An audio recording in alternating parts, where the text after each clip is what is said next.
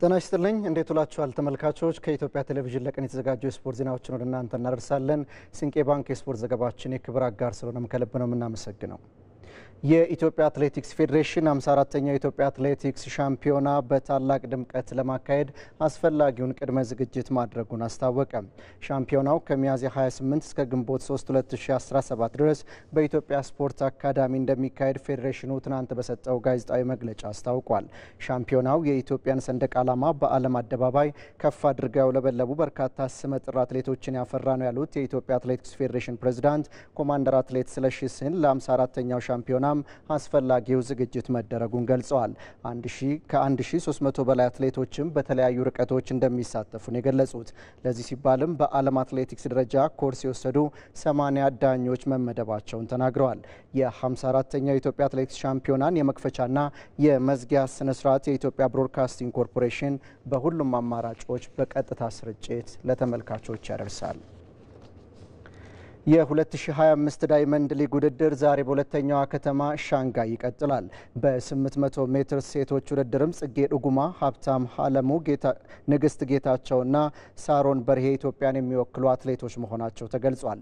በ5000 ሜትር ወንዶች በሪዮ አረጋዊ፣ ኩማ ግርማ፣ ጌትነት ዋለና አታክልቲ ኪዳኑ ኢትዮጵያን ወክለው በዛሬው ሻንጋይ ውድድር ይሳተፋሉ። በ3000 ሜትር መሰናክል የዣሚን አሸናፊው ሳሙኤል ፍሬውን ጨምሮ ሳሙኤል ዱግና ኃይለማርያም አማረ እና አብርሃም ስሜ እንደሚወዳደሩ ነው አዘጋጁ አካል ይፋ ያደረገው። በአሜሪካ ሚያሚ ትናንት በተደረገ የግራንድ ስላም ትራክ ውድድር በሴቶች 5000 ሜትር ውድድር አትሌት መዲና ኢሳና ሂሩት መሸሻ ሁለተኛና ሶስተኛ ደረጃን ይዘው አጠናቀቁ። ውድድሩ ዛሬም ቀጥሎ ሲደረግ በሴቶች 1500 ሜትር ድርቤ ወልተጂና ፍረወይኒ ኃይሉ ይጠበቃሉ። አንተነህ ሲሳይ ዓለም ላይ ያሉ የትራክ ከዋክብትን የሚያፎካክረው አዲሱ የአትሌቲክስ ውድድር ግራንድ ስላም ትራክ ለአትሌቶች ራሳቸውን የሚያዩበትና ተፎካካሪነታቸውን የሚያሳድጉበት መድረክ ሆኖ ባለፈው ወር በጃማይካ ኪንግስተን ከተማ ተጀምሯል። በአሜሪካዊው የአጭር ርቀት አትሌት ማይክል ጆንሰን የተጀመረው ግራንድ ስላም ትራክ በዓመት ለ4 ጊዜ በተለያዩ ከተሞች የሚካሄድ ሲሆን በሁለተኛዋ ከተማ ማያሚ ትላንት በተለያዩ ርቀቶች በርካታ ውድድሮች ተደርገዋል።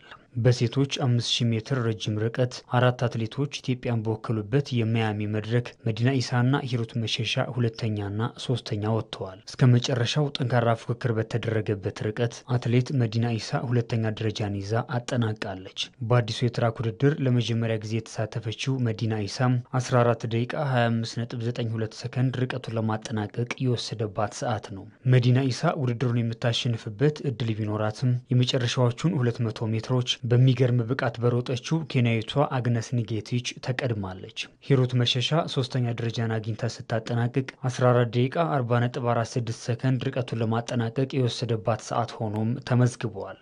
በውድድሩ አይን አዲስ መብራቱም 15 ደቂቃ 01.62 ሰከንድ በሆነ ሰዓት አምስተኛ ደረጃን ይዛ አጠናቃለች። በአራቱም ከተሞች በቋሚነት የምትሳተፈው አትሌት ጽጌ ገብረሰላማ ደግሞ ስድስተኛ ወጥታለች። አትሌቷ ባለፈው ወር በኪንግስተን በተደረገው መድረክ ሶስተኛ ደረጃን አግኝታ ማጠናቀቋም ይታወሳል።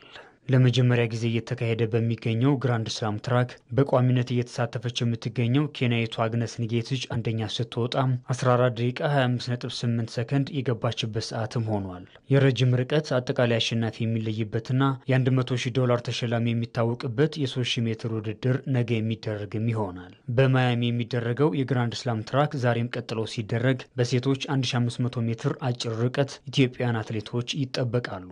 አትሌት ድርቤ ወልተጂና ፍሬወይኒ ኃይሉ በርቀቱ የሚጠበቁ ሆነዋል። በኪንግስተን በተደረገው የመጀመሪያ ውድድር በተመሳሳይ አጭር ርቀት አሜሪካዊ ተፎካካሪዋ ኒክ ሄልዚን በማሸነፍ $100,000 ተሸላሚ የነበረችው ድርቤ ወልተጂ በዚህኛው መድረክም ቅድሚያ ግምቱን አግኝታለች። በግራንድ ስላም ትራክ በሁሉም ከተሞች በሚደረገው ውድድር በቋሚነት የምትሳተፈው አትሌት ድርቤ ወልተጂ ከሀገሯ ልጅ ፍሬወይኒ ኃይሉ ጋር ትልቅ ትንቅንቅ እንደሚያደርጉም ይጠበቃል። በቅርቡ በተደረገው የቻይና ናንጂንግ የዓለም የቤት ውስጥ ሻምፒዮና በ3000 ሜትር የወርቅ ሜዳሊያ ያገኘችው አትሌት ፍሬወይኒ ኃይሉ በአዲሱ የትራክ ውድድር ለመጀመሪያ ጊዜ የምትሳተፍም ይሆናል። ኬንያዊቷ ሜሪ ሞራ፣ አሜሪካዊቷ ኒክ ሄልዝና አውስትራሊያዊቷ ጄሲ ሃል በርቀቱ የድርቤ ወልተጂና የፍሬወይኒ ኃይሉ ጠንካራ ተፎካካሪዎች ናቸው። በማያሚ ለ3 ቀን የሚቆየው ውድድር ነገ ሲጠናቀቅ ከ24 ሀገራት የተውጣጡ አትሌቶችም እየተፎካከሩበት ይገኛሉ። በኢትዮጵያ ፕሪሚየር ሊግ ባህር ዳር ከተማ ሲያሸንፍ ኢትዮጵያ ንግድ ባንክና መቻል ነጥብ ተጋርተዋል። የ27ኛው ሳምንት መርሃ ግብር ትናንትም ቀጥሎ በሐዋሳ ዩኒቨርሲቲ ስቴዲየም የተከናወነ ሲሆን ከኢትዮ ኤሌክትሪክ ጋር የተጫወተው ባህር ዳር ከተማ 2-0 አሸንፏል።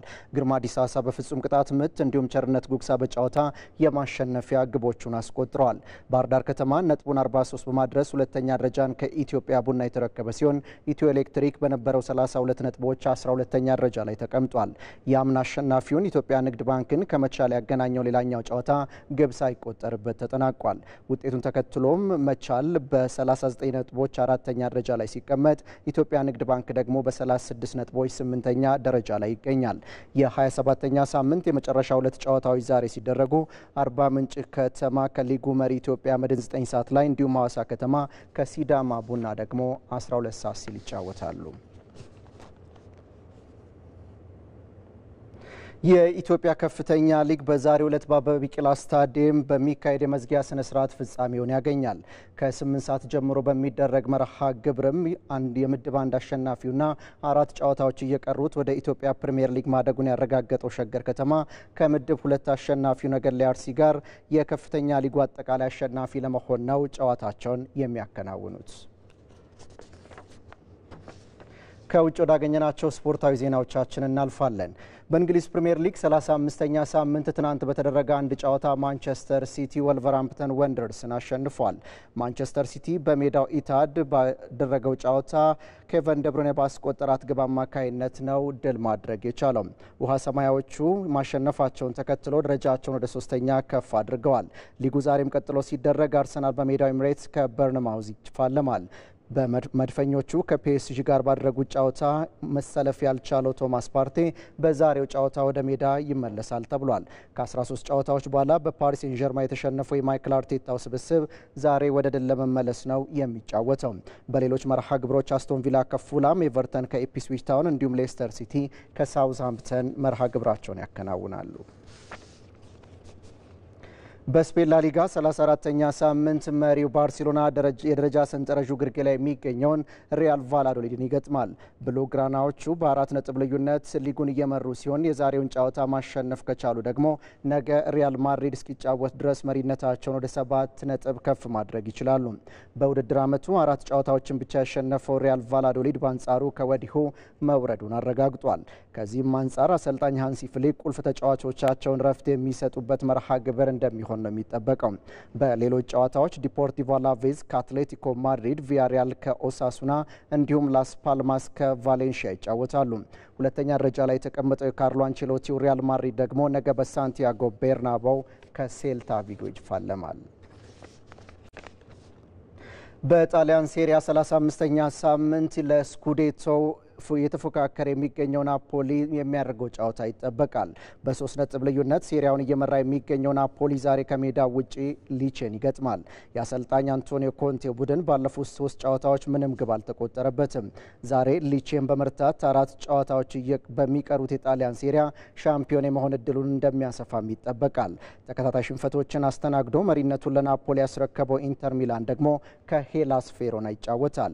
በሻምፒየንስ ሊጉ ግማሽ ፍጻሜ ከሜዳ ውጪ ከባርሴሎና ጋር 3-3 የተለያየው የሲሞኔ ኢንዛጊ ቡድን በሴሪያው የደረሰበትን ተከታታይ ሽንፈት ለመቀልበስ የሚያደርገው ጨዋታ ይሆናል። ከወራጅ ቀጠናው በ6 ነጥቦች ብቻ የሚርቀው ሄላስ ቬሮና ደግሞ ስጋቱን ለማስወገድ ነጥቡ ያስፈልገዋል።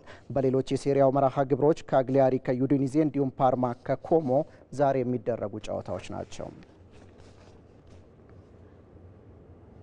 የጀርመን ቡንደስሊጋን በ8 ነጥብ ልዩነት እየመራ የሚገኘው ባየር ሙኒክ ዛሬ ካሸነፈ ዋንጫውን ያነሳል።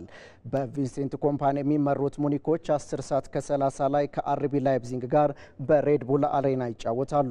ዋንጫ ማንሳት ከቻሉም እንደ ድለቢስ ለሚቆጠረው እንግሊዛዊ አጥቂ ሃሪኬን ከ16 ዓመታት በኋላ የዋንጫ እርግማኑ የሚሰበርበት ቀን ይሆናል እየተባለ ይገኛል። ሆኖም በጨዋታው በቅጣት ሃሪኬን አለመሰለፉን ተከትሎ ከወዲሁ ይህ አጋጣሚ እውነትም ሃሪኬን ለዋንጫ ለማንሳት በሚያደርገው ሂደት ድለቢስ ስለመሆኑ ማሳያ ነው በሚል ብዙዎች እየዘገቡ ይገኛሉ። ኮምፓኒም ቢሆን በአሰልጣኝነት ህይወቱ የሚያሳካው የመጀመሪያ ትልቁ ዋንጫ ይሆናል።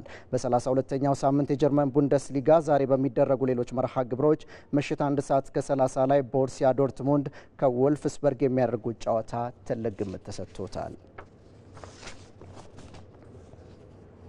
በመጨረሻም ቴኒስ በማድሪድ ኦፕን የቴኒስ ውድድር በወንዶች ጃክ ድራፐርና ካስፐር ሩድ ለፍጻሜ ሲደርሱ በሴቶች ደግሞ አሪያና ሳባሌንካ ከኮኮ ጎፍ ዛሬ ይጫወታሉ። ትናንት በወንዶች የግማሽ ፍጻሜ ጨዋታ ካስፐር ሩድ ፍራንሲስኮ ክሬንዶሎን 6-5 እና 7-5 በድምር 2-0 በማሸነፍ ነገ ለሚደረገው የፍጻሜ ፍልሚያ በቅቷል። በሌላ የግማሽ ፍጻሜ ጨዋታ ጃክ ድራፐር ሎሬንዞ ሙሴቲን 6-3 እና 7-4 በሆነ ውጤት አሸንፎ ለፍጻሜ በቃ ሲሆን የሴቶች የፍጻሜ ጨዋታ ዛሬ ምሽት በቤላሩሳዊቷ አሪያና ሳባሌንካና አሜሪካዊቷ ኮኮ ጎፍ መካከል ይደረጋል። የዓለም ቁጥር አንዷ ሳባሌንካ ከዚህን ቀደም 3 ጊዜ ማድሪድ ኦፕን የቴኒስ ውድድርን ማሸነፏ ይታወሳል። በወንዶቹ ነገ ምሽት 3 ሰዓት ጃክ ድራፐር ከካስፐር ሩድ የሚያደርጉትም የፍጻሜ መርሃ ግብር ይጠበቃል። ክቡራን ተመልካቾች ለቀን የተዘጋጁ ስፖርታዊ ዜናዎቻችን በዚሁ ተጠናቀዋል። ስለተከታተላችሁን ከልብ ነው የምናመሰግነው።